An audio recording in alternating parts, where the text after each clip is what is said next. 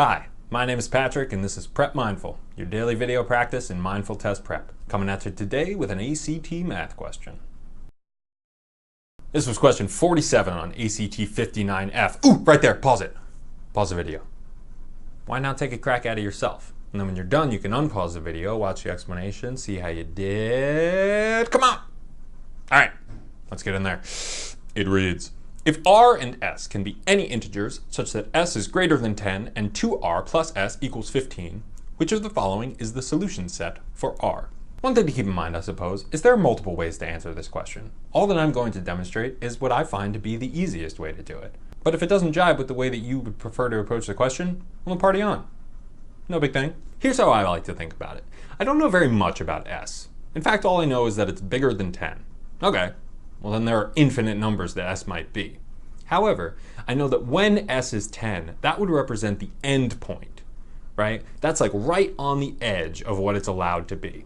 So I'm actually going to set s equal to 10, keeping in mind that whatever value I get for r, it can't actually be that because s can't actually be 10. Let's see how that would work.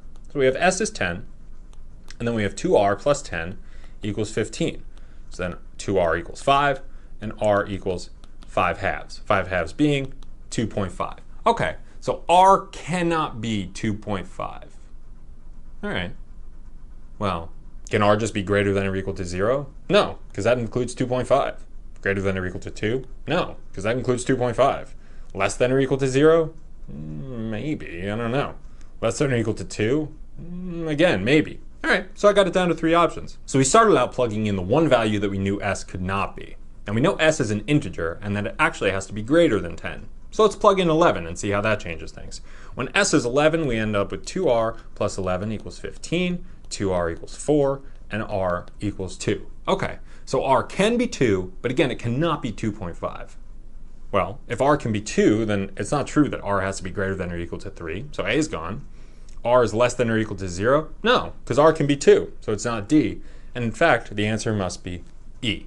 It can be tempting when you're given an inequality question like that to kind of go nuts and be like, all right, s is greater than 10, woohoo, how about s is 100? But we want to hang around those endpoints, right? Because that's where the information is.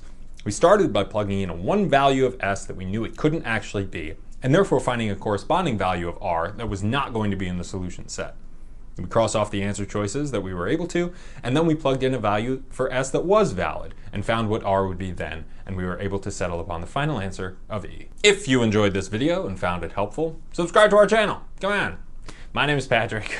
That came out weird. If you enjoyed this video and found it helpful, subscribe to our channel. Come on. That's really not that high stakes. But you know, could be good. My name is Patrick, and this has been Prep Mindful.